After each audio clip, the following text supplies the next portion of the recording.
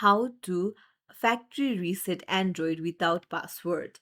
Hey everyone, welcome back to the channel. If you're new here, don't forget to hit the subscribe button and turn on the notification bell to not miss any updates. So it's really simple to factory reset Android without password.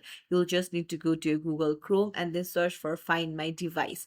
Now here you'll see lock your lost or stolen Android device without signing in. Just tap on it and then tap on sign in, and then you'll be redirected to this page, and there you'll see three options: play sound, secure device, and factory reset device. You'll just need to tap on it, and then you can see that all data will be erased permanently from your phone, and after the reset the device location will not be available. So what you can do is you'll need to hit next, and you'll need to sign into your Google account. You'll need to put in your Gmail and password, and that's it. Your phone will be factory reset. If you found this tutorial helpful, don't forget to like and subscribe to our channel for more tips and tricks. Thank you for watching. See you in the next video.